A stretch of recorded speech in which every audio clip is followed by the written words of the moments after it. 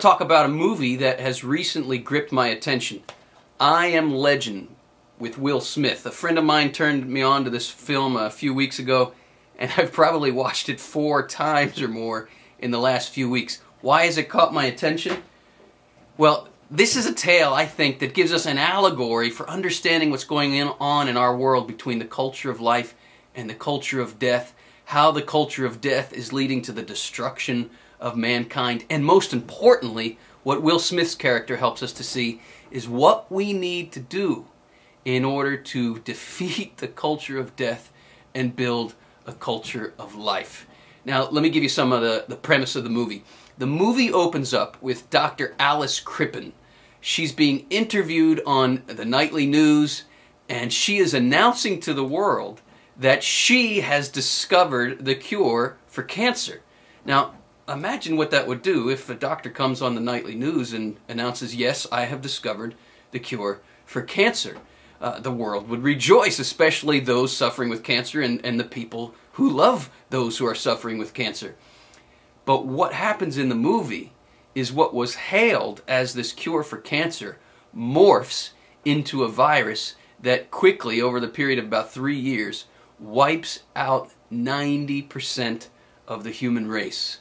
1% was immune to this virus, and the other 9% morph into these, they call them dark seekers. They're these rabid, violent human animals that are starved and hunt down the remaining healthy 1% to eat them. So anybody alive is going to be eaten by these dark seekers. Will Smith's character is one of the 1% that is immune from the virus. He's also, just so happens to be, a virologist, a military virologist, who is devoting his life to discovering the cure for this virus so that he can save the human race from extinction. And what unfolds as this movie goes on is how this virus has taken hold, how it unfolded, how the human race got wiped out, but also, most importantly, how Will Smith ultimately discovers the cure. I'm not going to give too much away, and what he needs to do to bring that cure to the human race. Now, I think we can draw some important parallels here with the life of the church, with the life of the popes, and in particular Pope Paul VI. I see a kind of comparison between Dr. Robert Neville and Pope Paul VI. Why? Well, Pope Paul VI was famous for his encyclical Humanae Vitae, among other things. And this year, 2008, we are celebrating the 40th anniversary of the encyclical Humanae Vitae. Now, Paul VI is kind of like, drawing a comparison here in the movie, it would be kind of like somebody who said to Dr. Alice Crippen, no, I'm sorry, what you're saying here is a cure for the world's cancer is actually going to morph into a virus and wipe out the human population. Now, all those who were rejoicing in the cure for cancer, I don't think would go for this.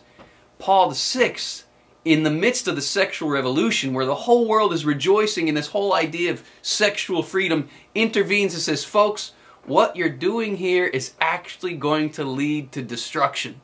And at the core of the sexual revolution of the 60s was, of course, the pill. Contraception as a way of separating sex from babies.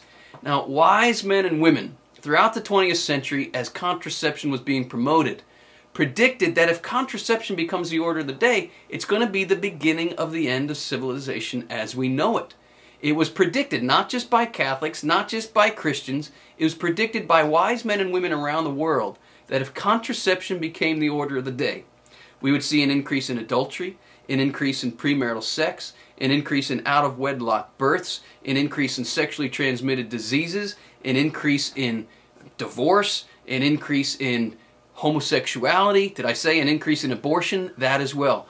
Basically, the sexual chaos and the culture of death in which we are living today was predicted, and it was said it will come through contraception. How so? How has contraception led to all these things? Now, clearly, it's much more complex than what I'm about to say here, but the logic, the inner logic, is unassailable. Think about it. Human beings are often tempted to do things we shouldn't do. We need deterrents to keep us from doing the things we shouldn't do. For example, what would happen to crime rates in a given society if jail terms were taken away. Take away the consequence, crime rates are going to skyrocket. Apply that same logic to sexual behavior. Throughout history, men and women have been tempted to commit adultery. It is nothing new. But what's been the main deterrent from committing adultery? Hasn't it been pregnancy? Take away that deterrent with contraception, what's going to happen to rates of adultery? Boom, they're going to skyrocket. And what's one of the main causes of divorce? Is it not adultery?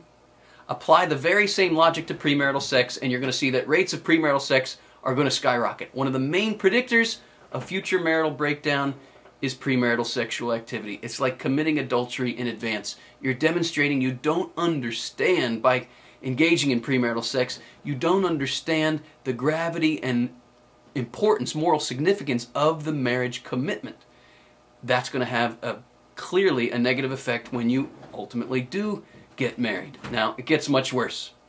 What's going to happen in a given society where there are huge increases in adultery, huge increases in premarital sex, and these men and women have already determined they don't want a child to result because they're using contraception?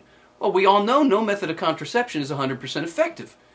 What's going to happen? There are going to be a lot of so-called unwanted pregnancies. What's the temptation when there's an unwanted pregnancy? You're looking for a solution. You're looking for a way out. Guess what's going to come in next? Abortion. This has been proven in every society that has accepted contraception as a way of life. Abortion doesn't go down, abortion skyrockets. Why? Because the two are fruits of the same tree, as Pope John Paul II said. When you are engaging in contraceptive sex, you are already determining you don't want this to result in a child. The child comes anyway. Hey, I didn't want this, let's get rid of the baby. It gets much worse. Not everybody will abort their babies, thanks be to God. If you're pregnant and don't want to be, some will give their babies up for adoption. Praise God, it's a beautiful choice.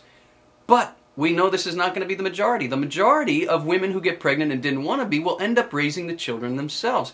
This is not inherently wrong, but it is inherently problematic.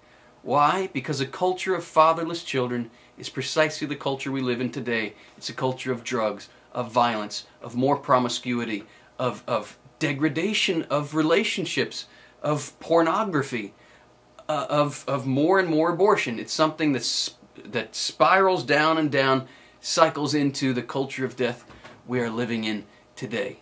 What about homosexuality? What's the connection between contraception and the increase in homosexuality? Well, this isn't exactly table talk. You know, this wouldn't be something you necessarily want to say in all company. But this is how a professor put it to me once, and it's kind of hits you right between the eyes the way he said it. Put it this way. He said, once you sever orgasm from procreation, any hole will do. Not a savory thought, but it is the logic that the whole homosexual community has latched onto to justify their own behavior. This is the societal chaos we are involved in today. And it was all brought on, directly or indirectly, by the once hailed miracle cure of the pill. That's the connection I see in watching the movie I Am Legend with Will Smith. You know, so few people have even read Humane Vitae. I would strongly urge you to Google it. Read exactly what Pope Paul VI said. He predicted the breakdown of morality. He predicted the breakdown of marriage. He predicted the lack of respect for women that is now going on in our pornographic culture. He predicted that governments would want to take control of the family and the sexual choices of procreation in the family. He predicted this. He predicted that it would lead to this idea that we have endless domination through scientific means to manipulate the human organism. Isn't that what's going on today with cloning and with all kinds of reproductive technologies? I Am Legend, in its own allegorical way, gives us a vision of where science gone wrong takes us. When we put our faith in science rather than our faith in God, in Jesus Christ, and in redemption, we can only expect eventually the destruction of man, not the salvation of man.